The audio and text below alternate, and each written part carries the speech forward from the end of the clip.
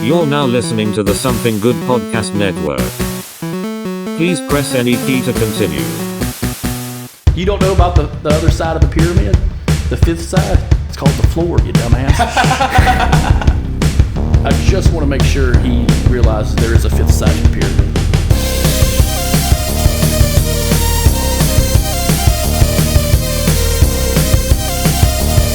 And once you open your fucking mind of undefeated goddamn fairness.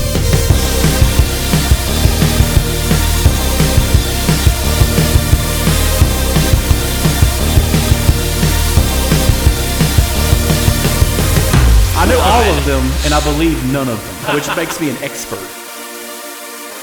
Hello, folks. Welcome back to another Cryptid Conspiracy Cult. Today I'm with... Cristy Phillips. That's right. Again, we are trying to put all these episodes together in one night. Today we'll be talking about another creature feature because we are lackluster on the cryptids. But we're going to be sprinkling in a lot of different stuff this week for the Halloween season when this episode comes out. Today we're going to be talking about demons. Yes. And the movies in which they reside. Yes. And why they're not real. It's a fallacy. Everyone knows it's actually aliens. You're not wrong. The conspiracy is, the Christian conspiracy is that all alien abductions is actually just demons. I heard that the other day. I laughed and kept watching. I wanted to learn more. As one does. I think I forgot algebra. Oh, gosh. I think I've watched enough to forget algebra. I was so good at it, too.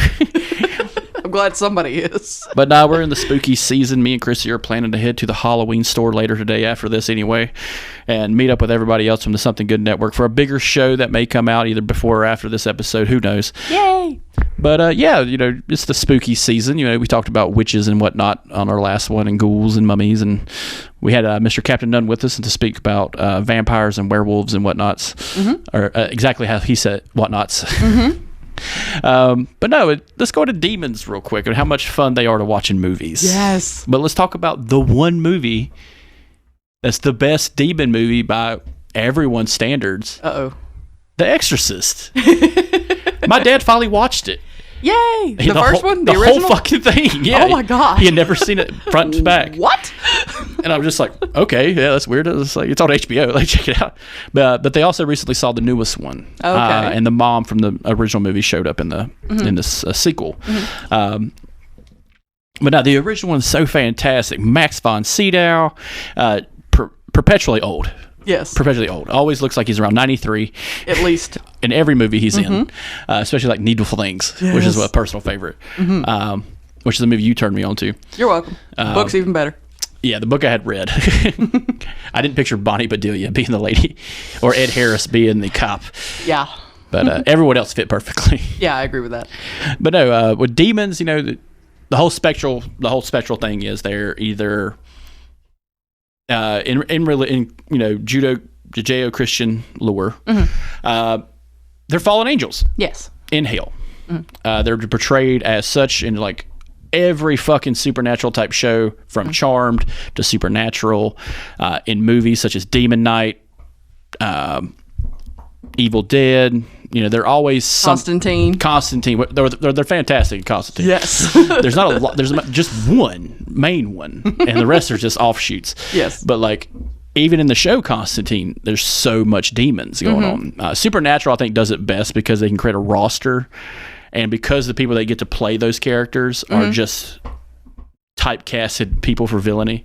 I believe it was the guy that played Abaddon or Azazel. I forget his name. He's just Azazel.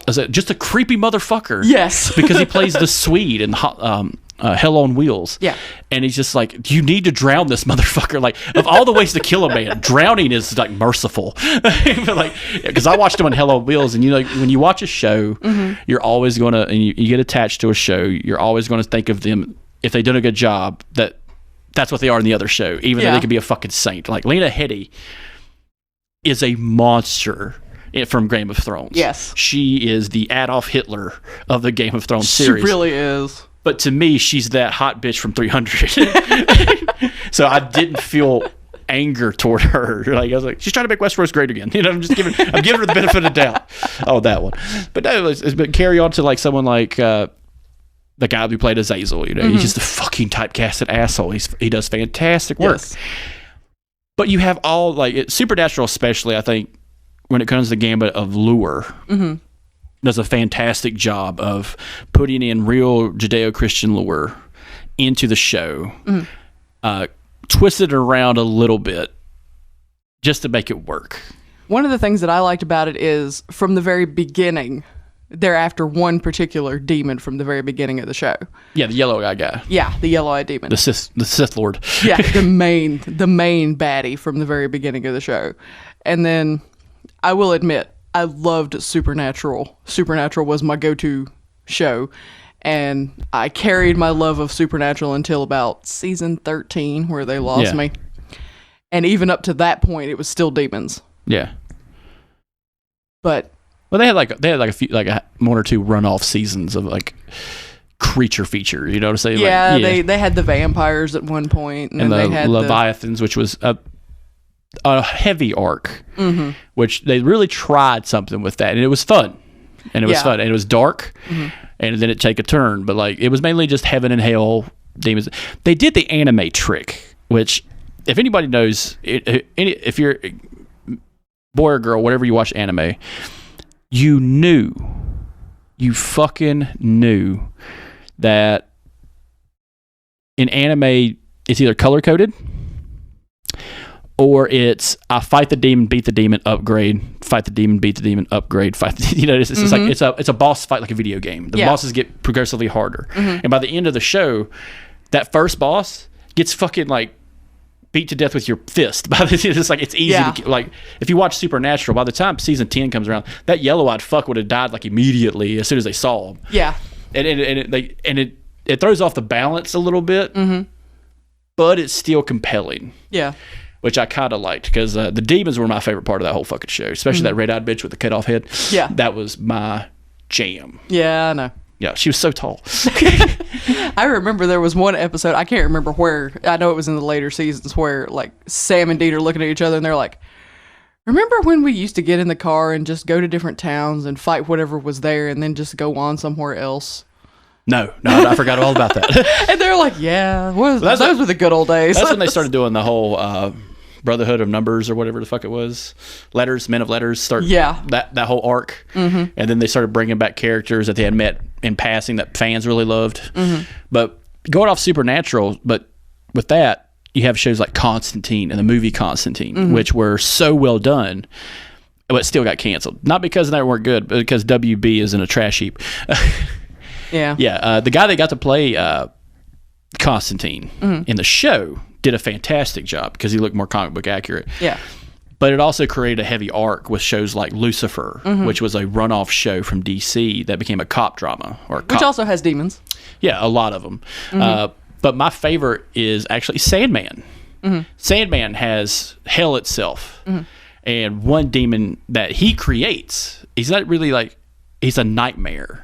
Called the Corinthian, which is a name. Like, that's the perfect fucking name. The dude has no eyes, and inside where his eyes are sockets with teeth. And he's played by, like, one of the coolest bad guys new to television who's, like, built to play a bad guy. He's not built to be a good guy in any state. Like, if you put him in a hero role, you're like, he's going to murder some children by accident. Like, he's typecasted to be a villain. He's the new villain in Justified. He's right up there with Boyd. Like, I swear. Like, if you watch me and you watch Justified, he's right up there. Easy now. Oh, you gotta watch it. This is a bad motherfucker. And it's like he's typecasted in that because he's the bad guy in Logan too. Like it's just like, this guy is perfect. This guy is the coolest goddamn villain I've ever seen.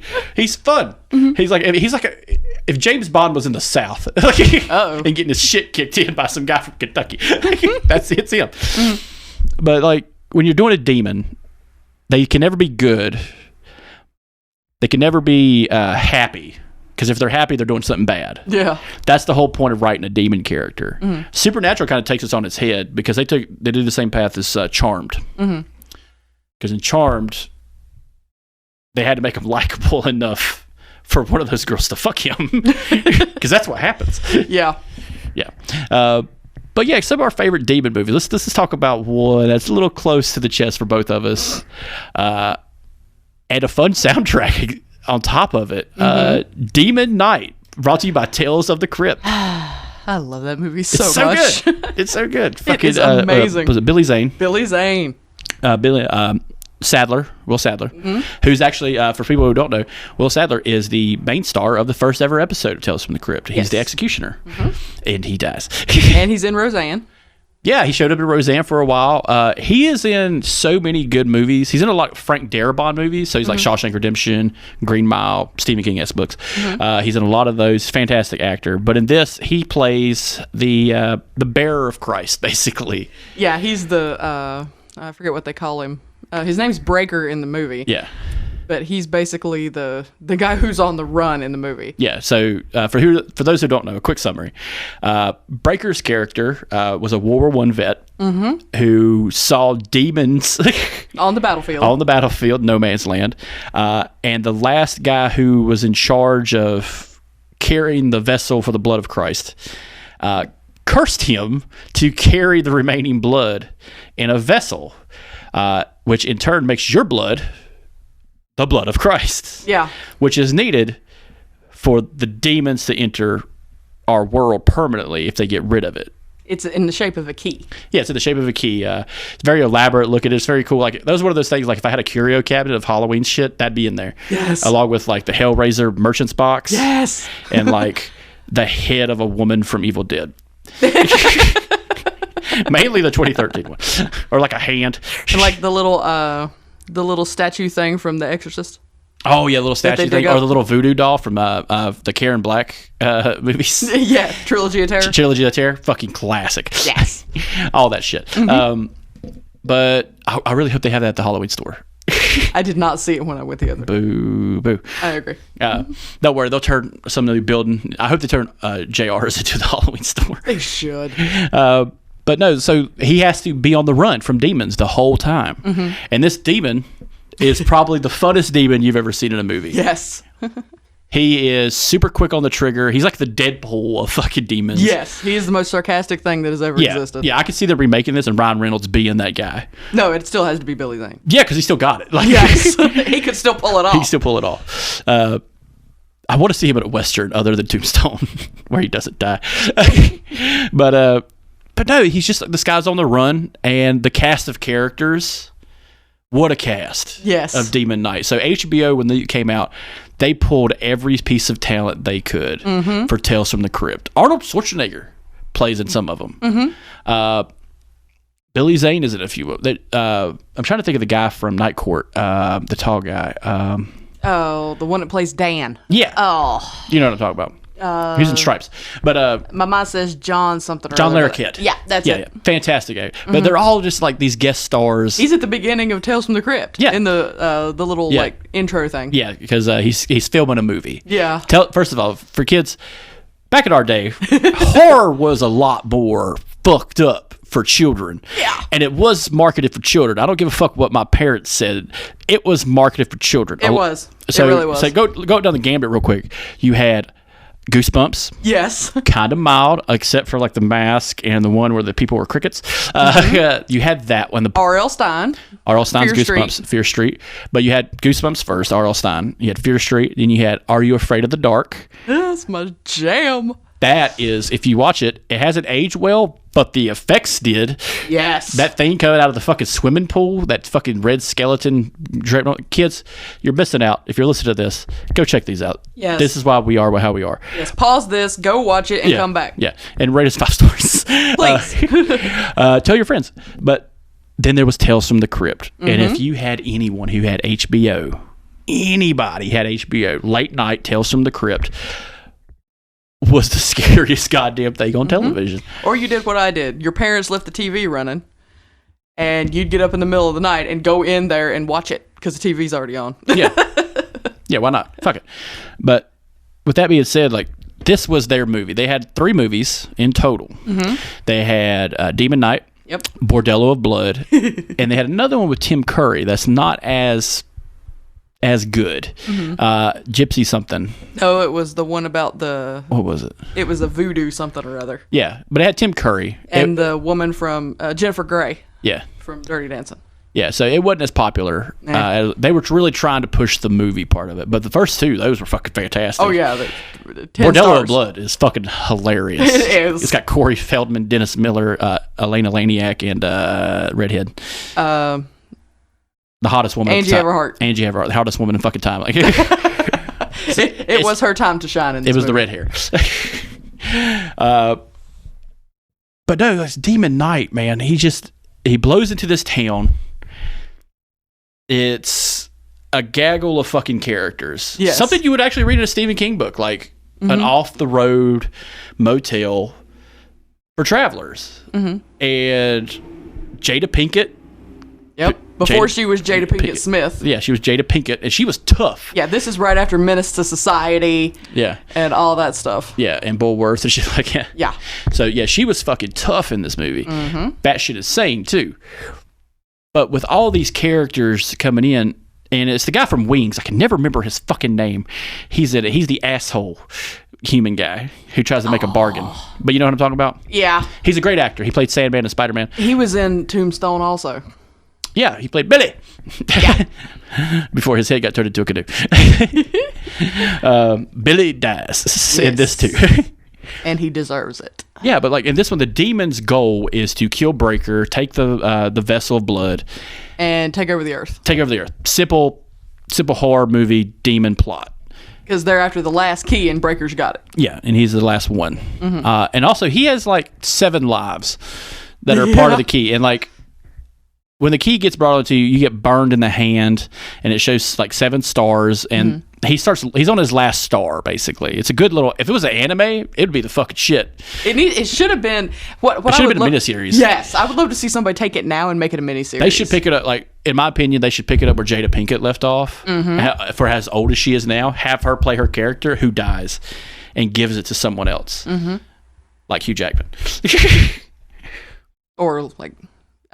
what's her name from Oh, I know that movie. What is that? Shut up. Neve Campbell. No, although she would be amazing. She just stabbed teenagers. The MMA fighter. The girl from the last Fast and the Furious movie. Ronda Rousey? No, not her. Anyway, go on. Anyway. But no, it was a cool... It'll come to me in like 3 hours. Yeah. It was a cool aspect of a movie. The jokes are solid. The puppetry of the demons was fucking cool. Yes. Because they still use real explosives and stuff, because the demons explode if they get trapped a certain way. Yeah. And the whole movie is just a whittle down of until there was one. Yes. And it's a really cool back and forth between the characters and this little microcosm of a little universe. And it's just so fun to watch. Yes. If you guys check it out, please check it. It's so much fun. It's one of the first CDs I ever bought. The first ever CD I ever bought was a Demon Knight soundtrack. I show my age. I bought it on cassette tape. Yeah. Because you're talking about bands like Pantera, Cemetery Gates, Fuse. Yeah, oh yeah. That was the very first song that's you the hear. opener song. A Giant Car Explosion is the opener. Is Hey Man, Nice Shots the first song you hear. But so much amazing music. Yeah, and it's one of those movies we've talked about. Me and you've talked about it off Michael. There's that time where there's like a handful of movies that come out within like a 2-year period that are like just the shit before the whole decade goes to hell. Yeah, pretty much. Kind of like when Smoking Aces came out, and there was all these really good shoot 'em up movies, and then like 10 years later, you had like the Hotel Artemis and fucking like movies like that that are just really good, and then they stop making them. But yeah, going into like the whole demons part of that was. Like it was a big part of it. Another one that I just kind of remembered it was Legion. Oh God, I love that movie. I went to the theaters and saw that movie. I bought that movie. It's over there in the cabinet. Yeah, the demons in Legion are so fucking scary. Yes, because they shapeshift the way they move, especially the ice cream man. The ice cream man, because of who that actor is, you've seen him in every fucking movie with makeup on. He's the monster from Pan's Labyrinth.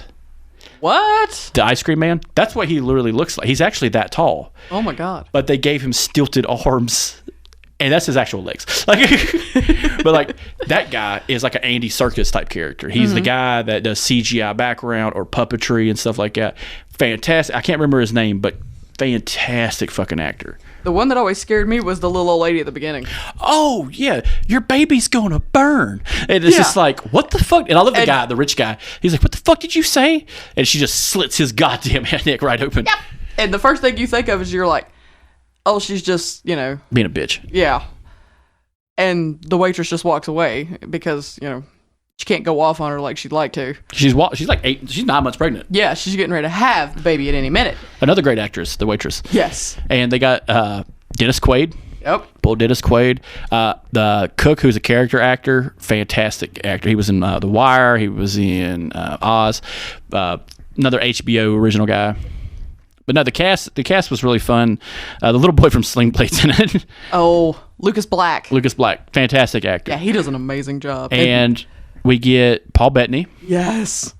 Which I'm not gonna lie, one of my favorite Paul Bettany movies. Yeah.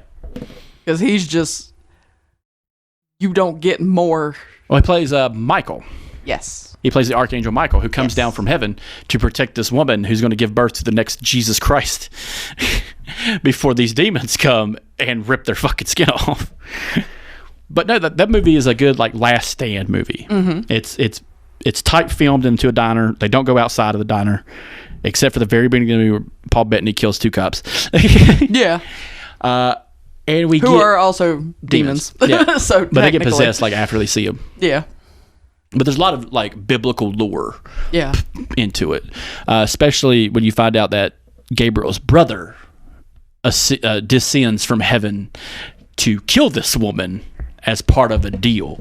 Yep. And Gabriel, another played by a great, fabulous character actor who's in Smoking Aces, who's in The Strand, great actor. Mm-hmm. And the fight between 2 angels in a diner is fucking hilarious. Yeah, and it's way it's what you would imagine. It's very over the top. It's very the weaponry that they use too. Oh yeah, it's just like medieval maces, morning stars type shit. Yeah, and that's what he has. Paul Bettany has, what he's found. Well, he drops his halo, and his wings, so he can carry a fucking AK-47 and M16. He's got human weapons, and the one that comes to get him has his weapons from heaven. So he's at a distinct disadvantage. And the demons are fucking fantastic. Other than the grandmother and the ice cream man. They're vicious fucking animals outside. They look like people, but it gave me this weird, cool, a real cool, indie Western vibe when the sun goes down and the dark clouds are forming on the sunrise, on the sunset. And they're just like, hey, what's that? Is there a storm coming? It's like, no, it's worse. Yeah. And it's a convoy, fucking Maximum Overdrive of just assholes showing up at this fucking diner and gas station. Mm-hmm. Another fantastic demon movie. That's in one of the top 5.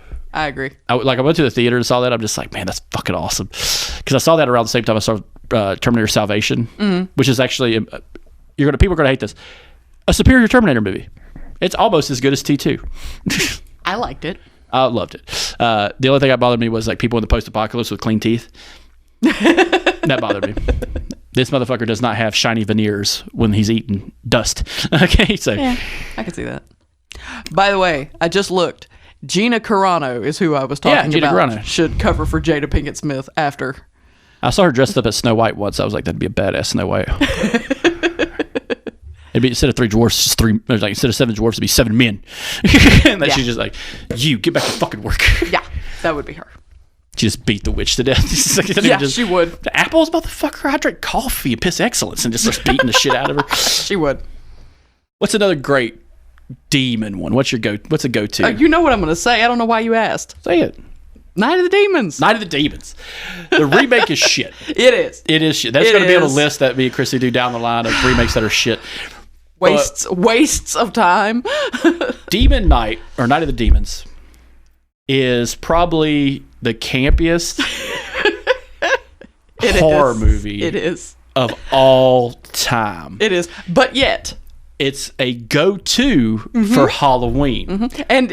And I'm going to say, I could not name a single song or a single person that sings anything. But the music's great. Oh, no, the music's fantastic. I believe one of the songs is written by 45 Grave, which is just an indie fucking punk band who did Party Time from fucking Return of the Living Dead. For real? Yeah, so I think it's them. I'm pretty sure it's them. Oh, cool. So that's another fantastic fucking song. That's the top. We're going to be listening to that going all the way down. Okay. But Night of the Demons, tell us what happens. Tell us a synopsis real quick. Okay. Don't sigh. We're watching it later. Why I need to watch it? I can quote it from start to finish. So, average group of teenagers, played by 20 and 30 somethings, as one does in the 80s. You have the quintessential good girl who has the whiniest, nasaliest voice known to man. She's your Nancy S. Chrissy character. No, she's worse. She's way worse. She's so over the top, it's ridiculous. It's one of those things where you're hoping she dies the entire time. She's your final girl. And she is going to a party with all of her friends, and her boyfriend calls. And he tells her, well, we're not going to go to that party. I found a better party for us to go to. It's the weird girl in history class who's holding a party at the local house that's supposedly haunted, air quotes. And they all load up into this house, and it's a former funeral home with a rather horrifying backstory about, people got ate, people burned other people and chopped them up into little pieces. A quick side note. I read recently, because me and you were talking about, renting in places and stuff like that. There's been a rise in real estate people lying about real estate that were particular funeral homes at one time. To where someone a realtor got caught lying about a property that was like the town's mortuary. But they said it had 3 extra bedrooms in the basement, redone. But that was the mortuary. Like, that was the embalming lab that had a full bathroom, the morgue area, and the furnace room. All sold as extra rooms to a 6-bedroom home. Did nobody watch Haunting in Connecticut? That's a myth. That's a myth. Amityville, all that's bullshit. It's all bullshit. Demons aren't real. Only Nazis in the walls are real. I mean, that's what Ouija taught me. Ouija, fantastic series, underrated. I like Origins of Evil. I liked the second one. Well, the second one's the best one. Yeah, I liked the second one a lot. But yeah, so they go to a funeral home. Yeah. Yeah, they go there.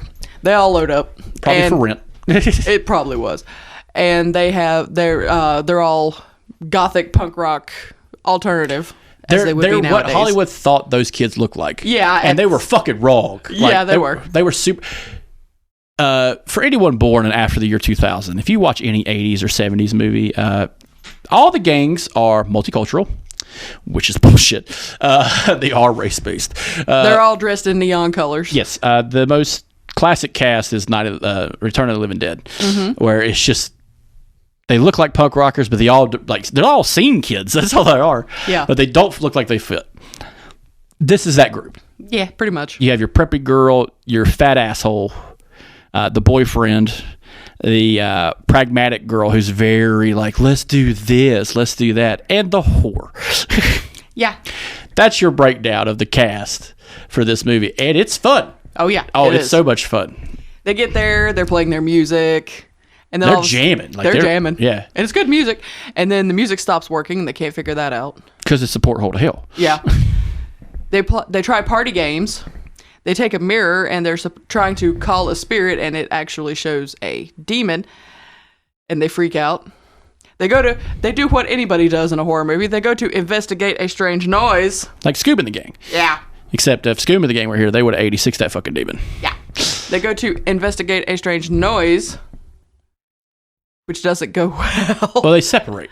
Yeah, they all split up. That's the fun thing. It's no different than like Friday the 13th, which I've been rewatching again from beginning to end. They just, hey, let's go over here to this cabin. Let's go. Hey, where's Pete? Oh, Pete must have he must have crashed out somewhere. Meanwhile, Pete is on a hook somewhere, getting eviscerated. Yeah. But they go in different paths, and they slowly get possessed. And they don't make any qualms about the fact that they're all going to go separate to go and do inappropriate things in other rooms. Let's go fuck in this weird house. Yeah, pretty much. That's the quote. That's probably what should have been on the banner of the fucking video cassette was Night of the Demons. Let's fuck in a weird house. Yeah, pretty much.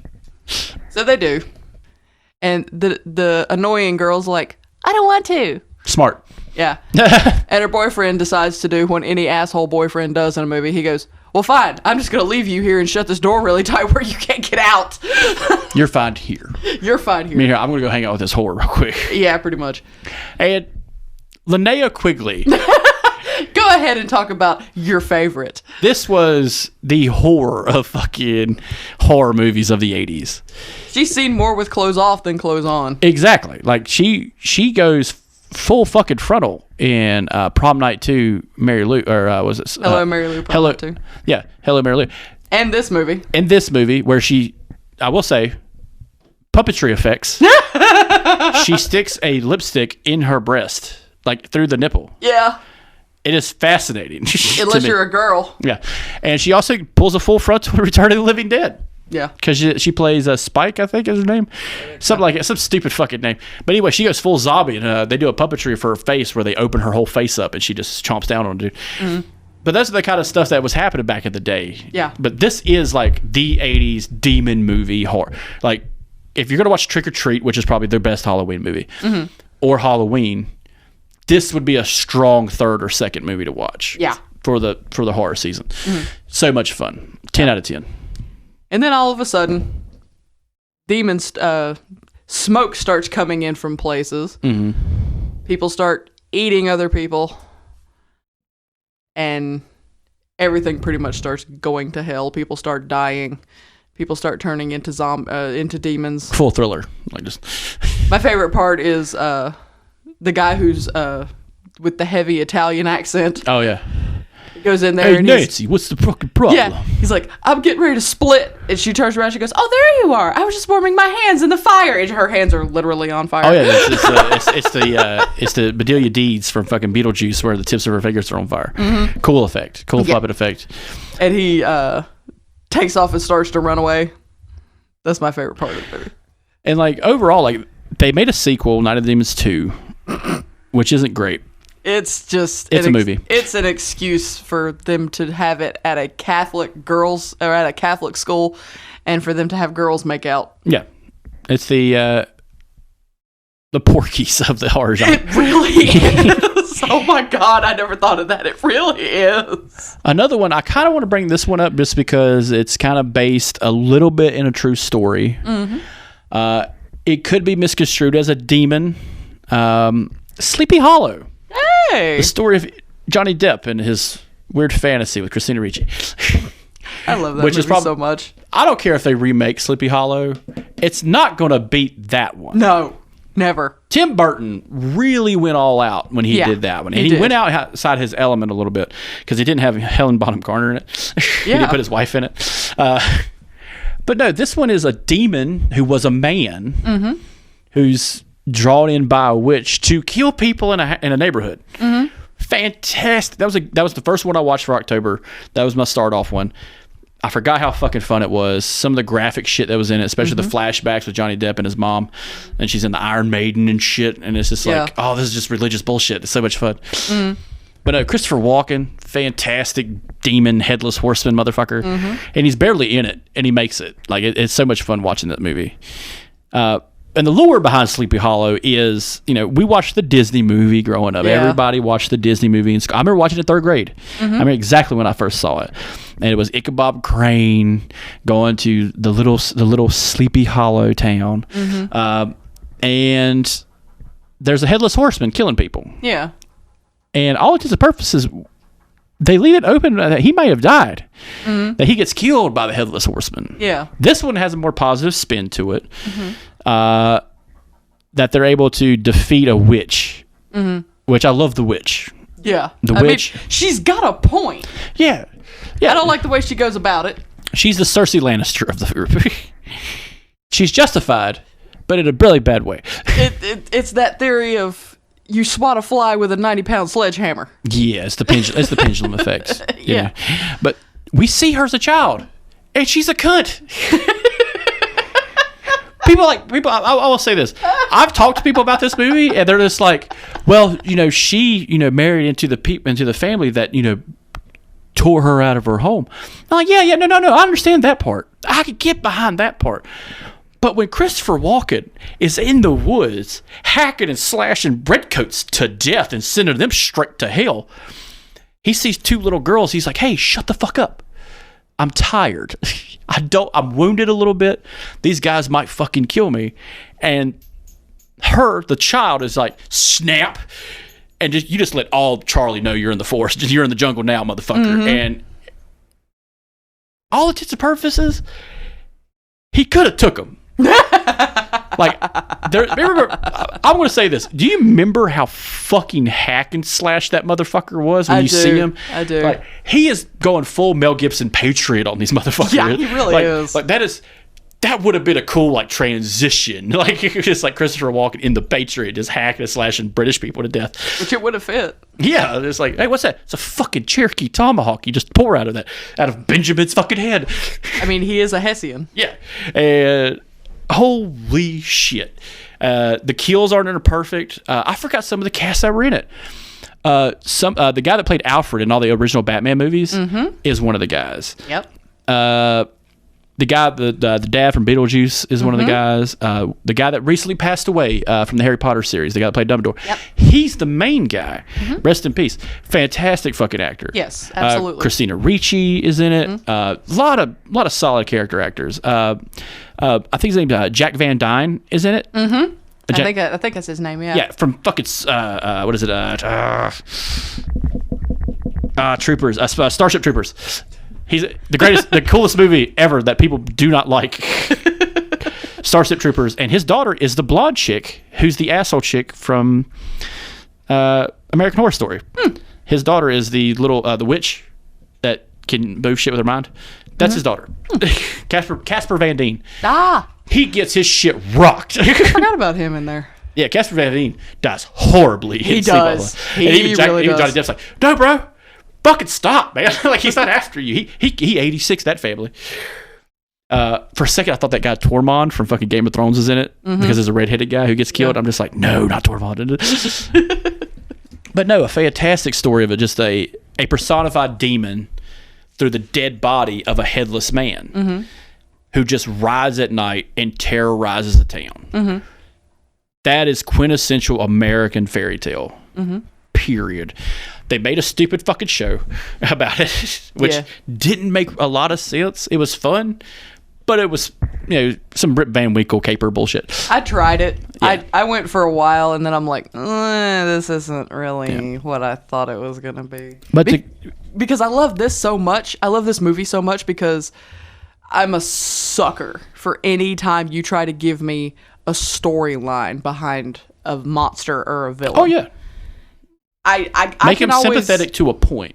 I can always do like Scream will tell you it's always better when there's no reason. Yeah, when it's just some random dude coming down the hall with a fucking knife and just hacking and slashing his way through. But to me, it's more scary when there's a story. Yeah. When you know that the bad guy is almost justified, it makes it really cool. And when you put a supernatural element of demons and stuff like that and witchcraft, which is the strong tie into this, it really makes it fun. Yeah. Because the witch, there's two of them, and one is just living in her fucking cave, and she does some weird shit. And I wish I could do her voice, but when that monologue she gives, where Johnny Depp's in her face, and he's like, "Go where the red sun dies," I'm just like, whoever wrote that did a perfect fucking job. Yes. Go where the twisted oak where the red sun dies. I'm just like, that is some Metallica fucking lyrics. I get that tattooed on my wrist. Just go where the red sun dies. It's like, that's some metal fucking shit. Yeah. Party times to start playing around. Yeah. And of course, being the nerd that I am, and I'm not afraid to admit it, the historical aspect of it makes it even better. Yeah. Upper New York village, just small little village. Christopher Lee's in it. Yes. As at the beginning. He does the scary tone voice. Mr. Crane, I'm going to send you to a couple murders. Yeah, and then he points that gnarled finger of his at him. Oh yeah, that gnarled finger killed Nazis. So yes. But going into transition a little bit to a witch that summons a demon of vengeance, starring Lance Hendrickson. Yes, the man, the myth, the legend. The most festive Halloween movie, Pumpkinhead. Yes. People hate or either really fucking love this movie. I really, really love it. Yes, it is so much fun. Yes. Kids on dirt bikes should die. Only when they kill other kids. Your mom... Careful. ...used witchcraft and killed a boy on a dirt bike. not. I was there. I do not believe in the supernatural, but she called down the flame and the thunder on that poor boy. She did not. He was ripped in twain. She did not. Okay, for the record. I brought this up on other podcasts. Okay, for the record. Your mom is a witch. No, for the record, we were sitting at the house. Oh, I was sitting with her, Yes. and she hadn't used her witchcraft before that I could recall. And there were asshole kids driving dirt bikes up and down the road. Yes. And her exact words were, I wish whatever would just fucking die. The noise stopped, and I think that's when you came home. I was already there. No, you was already there. Mm-hmm. And then we heard an ambulance. And then we found out this person Dumped the bike and slid into the road and got hit by a car. Yep. Ripped in twain. I don't know. I'm just. He got hit by a car. He was not ripped in twain. But if your mom really wanted it to, she'd be like Gage from fucking Pet Cemetery. We're not going to talk about the fact that she may have done this to Steve Smith. I brought that up too on this podcast. I brought that up to if you guys go back and listen to the episode where I had Dante Carter and Mikey Black. I brought that up before, that she wished that somebody would break his leg. And lo and behold, a pale horse snapped his leg on the field in front of God and everybody. And Dad told her she needed to sit down and be quiet for the rest of the She day. needed Jesus. She needed Jesus. She wished ill will on a man, and it happened. And you know what? Football season's back again. I can see her doing it again. She probably said she's not pulling for a team this year. She probably said something about Aaron Rodgers. What a piece of shit. And that's why it rolled his fucking ankle on the first fucking play. She uses her witchcraft. Her hillbilly witchcraft, as I called it. No, you called it hillbilly hoodoo. Yeah, hillbilly hoodoo. I remember that. Goddamn. Just the vengeful spirit of your mom killing a man. My mother is dear sweet lady. Yeah, dear sweet lady. But in the Lance Hendrickson story of Pumpkinhead, Lance Hendrickson plays the father of a young boy. The mom has passed away of some sorts. It's a very God of War type situation. But these fucking kids, these 80s Breakfast Club motherfuckers, roll up on the area. We were also drinking, if I recall. Oh, yeah. You got to. Drinking and driving was cool back in the day. It's not as cool as it was. It's easier now. It's all in fucking energy drinks. But because they're making drinking fun again. But they get shit-faced, ride some dirt bikes, and somehow, motocross over a hill and hit a child. They land on top of him. Yeah, and kills him. Mm-hmm. And he looked like the little boy from that Tom Cruise movie a little bit. Jerry Maguire. Oh. He looked a little bit like that little boy. But no, this little boy is just fucking murked. Yeah. Because these teenage kids was drunk. And then we have this is kind of the precursor to a movie called I Know What You Did Last Summer. Yeah. We have that guy. The guy who's the head of the group, de facto head of the group. He's like, everybody's going to keep their fucking mouth shut. And we're just going to fucking leave. You know? Yeah, the moron. Yeah, the moron of the group. But in this one, Lance Henderson hears a story about his town. That there is a woman in the woods who can grant you vengeance. Mm-hmm. And she summons a revenant. Mm-hmm. But there's a price. A price. Your life for the revenant. And then a troll / goblin creature appears and starts slaughtering these fucking asshole kids. Which looks in no way like me before I've had coffee and just rolled out of bed. The puppetry on that is fantastic. Yes! It is just like, he's roughly about 8 foot tall, a demon from hell. Yeah. Who slaughters people, but like is used just like in Sleepy Hollow as, oh no, you deserve this. You deserve every fucking bit of this. Yep. And what I like is the kids get out of the cabin that they're in and they go run into all the people in town and start banging on doors. And like one, I think it's one house cracks the door a little bit and they find out who they are and they go, no, we're not helping you. We know who you are and you deserve this. This is coming to you and you deserve it. and they shut the door on him and they won't help him. Oh yeah, the locals are like, fuck you. Yeah, the locals know what it is. He's got like 7 kids. He's like, no, we saw this when I was a young man. When somebody summoned a revenant to kill my father, and it's just like, no, motherfucker, we can't help you. But it's a good like knockdown, drag out demon movie, and it's really fun because it's still justified, but it seems like a Tales from the Crypt kind of thing. But it should have been but it was a movie. They made 2 sequels, I believe. They made one for sure. The third one I think was a straight to video one. But Pumpkinhead 2 was weird as fuck. Yeah, it was. It didn't really hold to the standard of the first one. I think they made more than 2. Yeah, but no, I think there's like 10. But yeah, in like a Halloween advent calendar. Yeah, that's a good one. Oh yeah, it's really fun. Another one I kind of want to bring up, even though we've brought it up before in our episode about just go-to horror movies sometimes. Evil Dead. the arc of the demons from Evil Dead are probably some of the most vicious. If I wanted a demon to be vicious, Evil Dead the series, like the from the Bruce Campbell movies to 2013 to this one this past summer, are ridiculously vicious. Yes, but fantastic. Sam Raimi does a fantastic job. Oh yeah. My favorite is the 2013 one. Of course. Because that demon is unstoppable. The script, the music, the callbacks, just probably the best fucking Evil Dead movie. But one of my favorites, like I'll watch it twice. Like, fun fact, I went to the theater and saw it in a matinee with a buddy of mine named Grayson Flippin. He was a big Evil Dead fan. We had watched Army of Darkness, which is the third one, at his house, and then we went to the theater. And we're thinking, okay, they didn't really show much of the preview. They just showed like, oh shit, it's an Evil Dead movie. They showed the camera getting low to the ground and fucking moving close to the ground at high speed. And you're like, okay, they're going to do something close to that. All right, cool. Okay, it looks like a classic Evil Dead. The 10-minute opener is, and I'll say this again and again if it gets brought up, is the best 10 minutes opener of any horror movie ever made. Hands down. I agree. Friday the 13th had a good one where she 86s 2 fucking two camp kids. That's fun. Hellraiser, where Frank Cotton is getting ripped to fucking pieces. That's fun.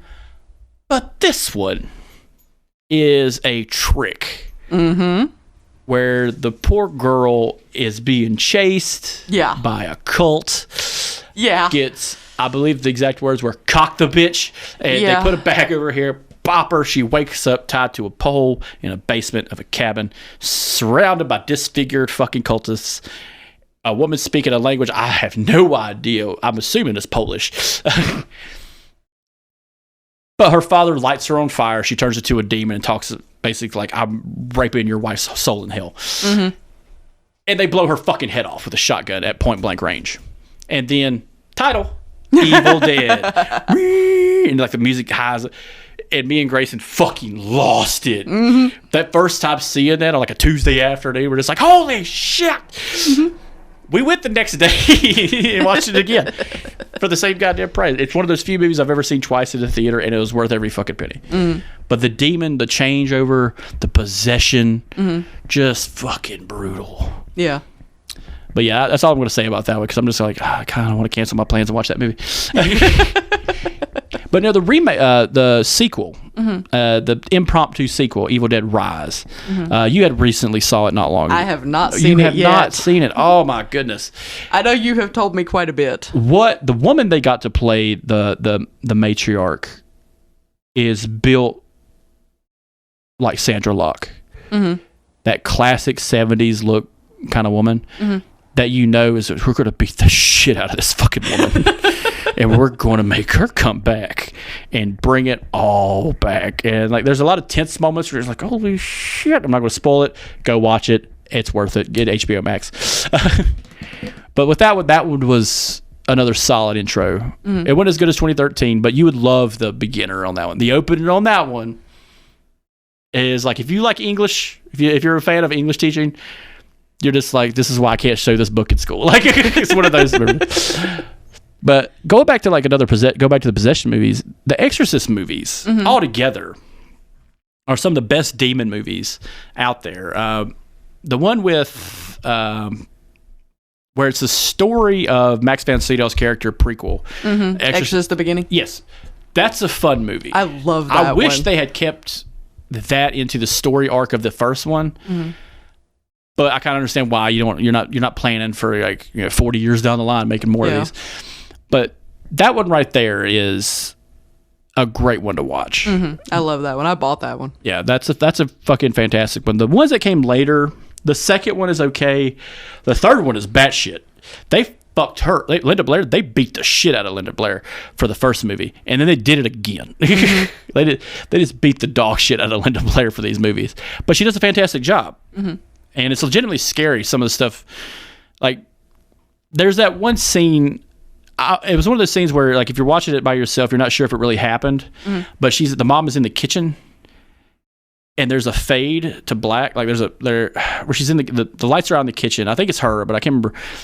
But you see its face in the darkness. Azazel or whatever. Holy fuck! Like, that's a scary goddamn face. If you've never seen it before. Yeah.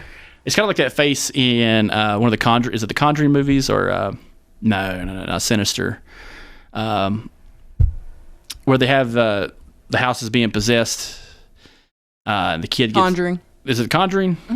Where they have the record player tiptoe through the window. Is it that one? I think it's Conjuring. No, the Conjuring is That's the first one. Yeah. The second one is the one where they have the record player. Anyway, it was the face that appears in the background, the scary face, the red and black, like Darth Maul looking motherfucker. Yep. It was that kind of level scary. Cool. And it just brings you back to holy fuck, what the fuck am I watching? But another demon one, and this will be a little bit more fun, is the movie Demons. Is a Italian horror movie that is misunderstood. And kind of bad. Like, I will say this. I like this movie. I know that's one of your favorites to talk about. It's fun. It's hard to find. But they treat, like, possession, the demons is a disease. Yeah. So they're in a movie theater. Keep in mind, this is all filmed in Italy. It's kind of like a Sergio Leone Western where everything's filmed in another country. And slowly... there's a guy advertising, hey, there's a free movie, check it out, blah, blah, blah, and it turns people into demons. It's a fanfare group of kids and adults. There's a pimp with two whores in it who's like, nah, fuck these motherfuckers. And, like, he's that character. And they fight it out all night until it connects to the next movie, which is Demons 2, where they're in a high-rise, it's happening at the same time as this movie. And they created a nice little connection between both of them. But what really makes this movie kind of sets it apart, the same with Night of the Demons, was the makeup. The makeup and practical effects in these movies were fantastic. The way the face morphs. The girl in black in Night of the Demons, the way she turns from the fire and her face is just all fucked up looking. Because I think she's the one on the cover. Yeah. Yeah, fantastic work. I'm not sure if this is technically a demon movie. I think it is. We'll make it a demon movie. Okay. Exorcism of Emily Rose? Yeah. Technically, yeah, she's being possessed by... all exorcism movies, just about all of them are demons. That's the kind of the crux of it. Because she's talking about she's possessed by a legion of demons. Yeah, she's got multiple in her. Yeah. And they beat her to death. Yeah. What I liked about that... Now, that was I went to the movie theaters twice. That was loosely based on a true story, right? Yes. There is another movie that's based on a true story of a girl in Spain who literally gets beat to death. Another fantastic movie. It's true. The Catholics are like, no, we fucked up. Yeah. We're going to arrest that guy. That guy fucked up, and they just beat this girl to death. Yeah. What I liked about Emily Rose is they go out of their way, since it's a trial, they go out of their way to show you both sides. They show you... well, hey, because they show you the prosecution side where they have the people come up and say, well, she was having an epileptic seizure. And I can't remember the actress that plays Emily Rose, which she did an amazing... I know she's on Dexter. Yeah, she plays the sister. Yeah, she did an amazing job. And they show her as if she were actually having an epileptic seizure. And then they show where she would be possessed by the demon or demons. And they show you both aspects of it. And then she talks about, towards the end of the movie, spoiler, she thinks she has stigmata. Yep. And the prosecutor says, yeah, well, she was at her house. It was on a farm. There's a lot of barbed wire fences around.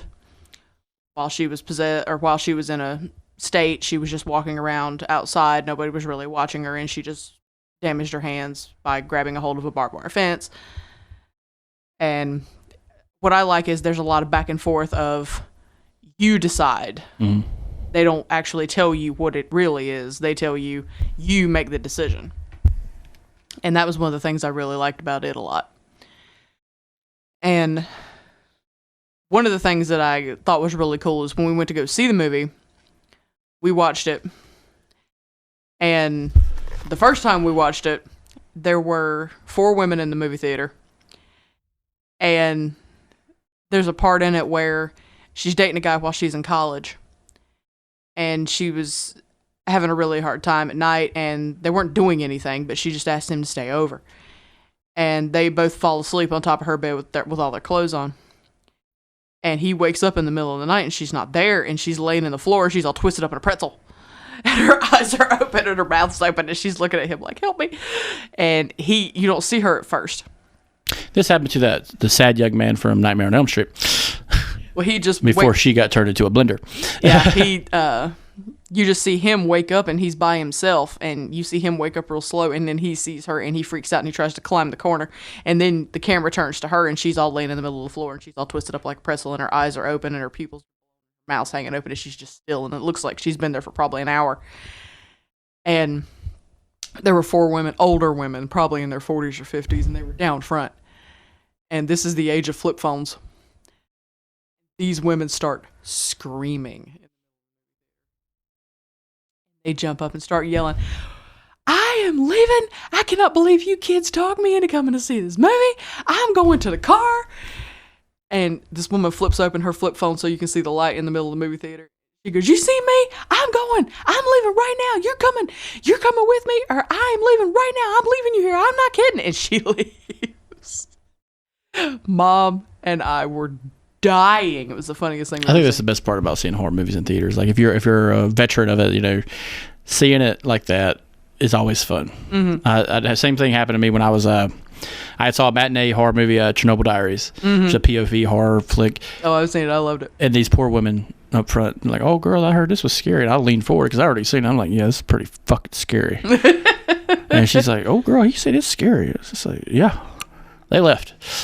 They left like halfway through when the bear shows up. Yeah, it is. They didn't even stay for the fucking mutated monsters. But yeah, I know exactly that story. It's fun to see that kind of in a horror movie, and it adds to the effect of it. Yeah. But since you brought that up, I want to tail end it with one of my favorites, because I think it doesn't become a demon movie until the third act, because you think it's resolved by the second act. You think it's a very short movie, but it's not.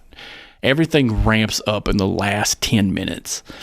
The Last Exorcism. Do you remember this movie? I do. All right, so they made a sequel, which it's a movie. It's a genuine, horror movie. This one is a POV documentary movie. The Last Exorcism. Last Exorcism 2 is a movie. Mm-hmm. This one is a POV mockumentary of a preacher man who does exorcisms to make extra money for his family. Mm-hmm. But he's a scam artist by all intents and purposes. He shows the scams he uses, and he explains why he does it. He gives us this weird justification, like, hey, look, these people need mental help, and sometimes they need something that looks religious and faithful to knock them out of it. Mm-hmm. And it can work. It's like a placebo effect. And you're with them. You're like, yeah, him and the girl, the documentarian and the camera guy, they're like, yeah, okay, that's cool. And it goes to this documentary style of where he meets a man and a young girl. Mm-hmm. The mother had passed away, and the girl believes the dad believes she's possessed. Now, this is an older movie, so I'm going to spoil some of it. toward the end of the second act, they do this fake exorcism, blah blah blah. He pays the preacher man, and the reporter, the woman, the documentarian, like, I think she's pregnant by some poor guy she slept with because she's in a strict religious community. And so they go back to the hotel. In the middle of the night, the hotel, it's really cool because it's a POV. It reminds me of VHS a little bit. Mm-hmm. She is soaking fucking wet, crying her fucking eyes out, bleeding. And they take her to the hospital. It turns out they find out she's pregnant, that she had a relationship with a boy in town, blah, blah, blah, blah, blah. So they decide to take her back home, tell the dad, and the dad's like, what the fuck? I don't believe you, blah, blah, blah. And this is when the third act really fucking ramps up. Mm-hmm. They meet the guy that supposedly impregnated her. No way in hell this guy did that. And they're like, oh, something else is fucking wrong. Mm-hmm. So they decide to intervene. And it turns out there's a cult this whole fucking time in the last third act, and it gets rough. Yeah, I Jesus remember. Christ, it gets rough. I watched this movie at a buddy of mine's house. He was house sitting, and the house is on darn long country road. And we watched like halfway through, and we got to the scene where the cult is in the woods and all that shit. And there's this really fucked up part, so we paused it and went to the store. And like my headlights weren't the best on the vehicle, and I was just like, man, if I see something, I'm fucking hitting. I swear to God, I swear to Christ, I'll fucking smash it to death. But holy God, that was fucking fantastic. It doesn't get a lot of love anymore. Like, the POV horror movies don't, but like possession wise, yeah, it was probably one of the best ones. I don't know if we have the time, but the one that got me, the out of nowhere, was The Taking of Deborah Logan. Perfect horror movie, under the radar. It's still on Amazon today. If you guys listen, we can talk about it for a second, but like, holy Christ, what a fantastic movie. I love that movie. And it's a sad movie. It is. They build it up, and this woman is suffering from Alzheimer's dementia. And at one point, she was the pillar of the town. Mm-hmm. The daughter had left for a while because the daughter kind of got shunned a little bit. But she's taking care of her mom. The neighbor's her best friend, damn near husband, kind of. And he's just like, please leave her the fuck alone, blah, blah, blah. There's a mystery uncovered that she may have took part in murdering someone, but we don't really know. And it's the same as, the last exorcism. It ramps the fuck up at the end. Yeah.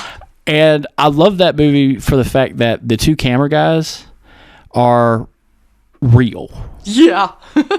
They're real people. They're like, no, this bitch did a 3.5 foot vertical jump perfectly in like 0.2 seconds. Mm-hmm. And we couldn't catch it on camera. So no, I'm bagging my shit and I'm leaving. Mm-hmm. So fuck you. Fuck your little fucking thesis, you stupid bitch. Because it was all about a college girl doing a thesis on Alzheimer's. Mm-hmm. And like, it's that pave the road of good intent. Yeah. And God damn, the demon that she embodies, the story, the lure. Mm-hmm. On a fucking second watch through, you really start getting real. I've seen that movie like 12 fucking times. I watch it every chance I get. It's one of those movies I always recommend to people. Like, oh, dude, check this. No. Fuck that movie. Watch this. This is a great Halloween movie. It's a great fucking horror movie. Mm-hmm. It's my shit. Yes. Can't recommend it enough. And in my mind, I'm thinking like, we're going to be doing some new content coming up soon on the network. And that might be a good one to do. Because I think we could get away with a lot of shit on that one. That would be cool.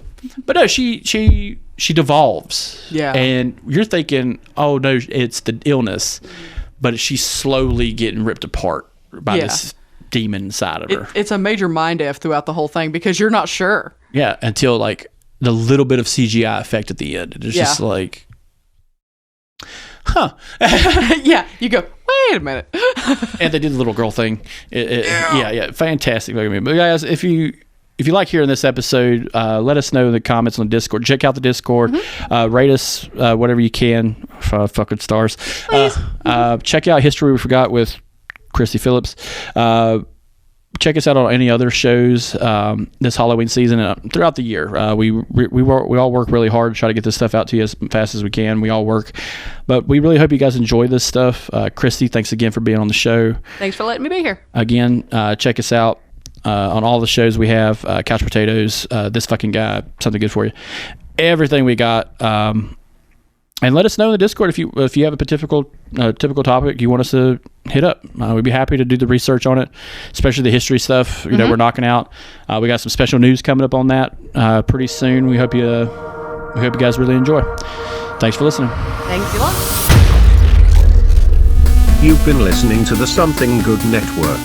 If you liked what you heard, you can follow us on Instagram and check out the other great shows on the network.